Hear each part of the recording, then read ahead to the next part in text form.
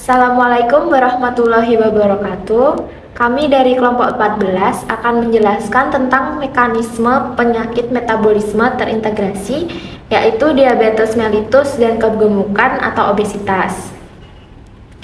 Ini berikut anggota-anggota kelompok kami.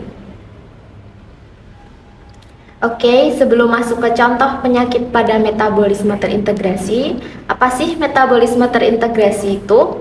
Metabolisme merupakan satu rangkaian reaksi yang terjadi di dalam sel sehingga sel mampu mempertahankan kehidupannya.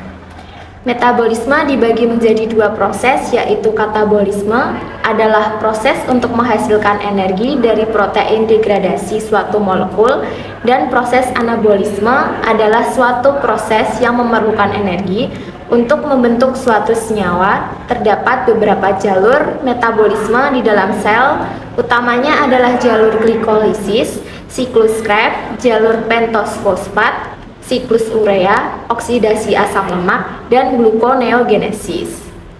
Oke, berikut terdapat lintasan metabolisme. Yang pertama yaitu anabolisme. Anabolisme adalah sintesis makromolekul organik dari molekul yang lebih kecil menjadi lebih besar. Lalu reaksi ini memerlukan ATP dan reaksinya berlangsung secara reduksi. Contohnya yaitu sintesis protein, sintesis lemak. Lalu yang kedua ada katabolisme, yaitu pemecahan subunit makromolekul yang lebih besar menjadi lebih kecil. Reaksi ini melepaskan ATP dan reaksinya adalah oksidasi. Contohnya yaitu glikolisis. Yang ketiga ada amfibolik, yaitu sebagai penghubung lintasan anabolik dan katabolik. Contohnya yaitu siklus asam sitrat. Diabetes mellitus adalah sindrom dengan terganggunya metabolisme karbohidrat, lemak, dan protein yang disebabkan oleh berkurangnya sekresi insulin atau penurunan sensitivitas jaringan terhadap insulin yang dapat mencegah efisiensi dan pengambilan glukosa oleh sel-sel tubuh, sehingga konsentrasi glukosa dalam darah akan meningkat. Tingginya glukosa dalam darah ini dapat menyebabkan dehidrasi dan gangguan pada metabolisme protein maupun lemak. Selanjutnya adalah metabolisme protein pada diabetes mellitus.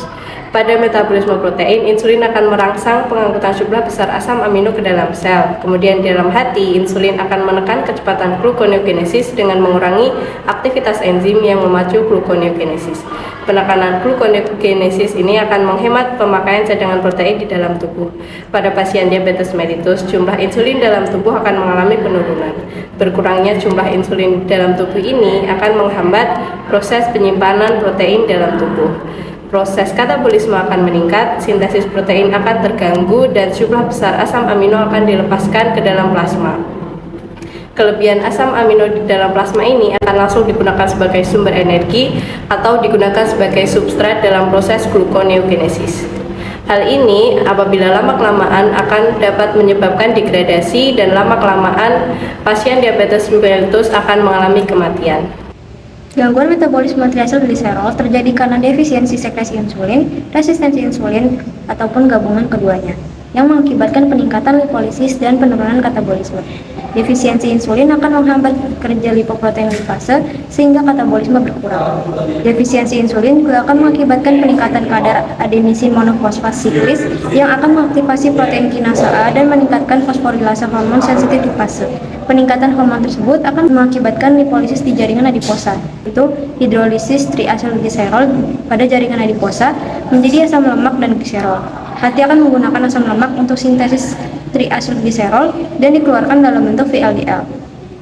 Resistensi insulin mengakibatkan resistensi jaringan adiposa dalam menghambat insulin sehingga terjadi lipolisis dan penurunan katabolisme VLDL. Akibatnya, konsentrasi asam lemak bebas plasma akan meningkat yang selanjutnya akan digunakan sebagai substrat energi utama yang digunakan oleh seluruh jaringan tubuh. Selanjutnya adalah obesitas atau kegemukan. Obesitas adalah kelebihan lemak dalam tubuh yang umumnya ditimbun dalam jaringan subkutan atau bawah kulit, sekitar organ tubuh, dan kadang terjadi perluasan ke dalam jaringan organnya. Pada obesitas terjadi lipogenesis yang berlebihan dan penghambatan lipolisis. Lipogenesis dirangsang oleh diet tinggi karbohidrat. Sterol regulatory element binding protein 1 adalah mediator penting pada kerja prolipogenik atau antilipogenik beberapa hormon dan nutrisi. Lipogenesis adalah proses deposisi lemak dan meliputi proses sintesis asam lemak dan kemudian sintesis trigliserida yang terjadi di hati pada daerah sitoplasma, mitokondria, dan jaringan adiposa. Energi yang berasal dari lemak dan melebihi kebutuhan tubuh akan disimpan dalam jaringan lemak. Demikian pula dengan energi yang berasal dari karbohidrat dan protein yang berasal dari makanan dapat disimpan dalam jaringan lemak. Asam lemak dalam bentuk trigliserida dan asam lemak yang terikat pada albumin didapat dari asupan makanan atau hasil sintesis lemak di hati. Trigliserida sendiri yang dibentuk dari kilomikron atau lipoprotein akan dihidrolisis menjadi gliserol dan asam lemak bebas oleh enzim lipoprotein lipase atau LPL yang dibentuk oleh adiposit dan disekresi ke dalam sel endotelial yang berdekatan dengannya. Nah, aktivasi LPL dilakukan oleh apoprotein C2 yang dikandung oleh kilomikron dan lipoprotein VLDL. Kemudian, asam lemak bebas akan diambil oleh sel adiposit sesuai dengan derajat konsentrasinya oleh suatu protein transport transmembran. Bila asam lemak bebas sudah masuk ke dalam adiposit, maka akan membentuk pool asam lemak. Kemudian, lemak visceral memiliki reseptor glukokortikoid dan androgen yang lebih banyak, metabolisme yang lebih aktif, lebih sensitif terhadap liposilisis, dan lebih resisten terhadap insulin. Visceral adipose tissue atau VAT memiliki kapasitas lebih besar menghasilkan free fatty acid atau FFA, meningkatkan glukosa, dan lebih sensitif terhadap stimulasi androgenik.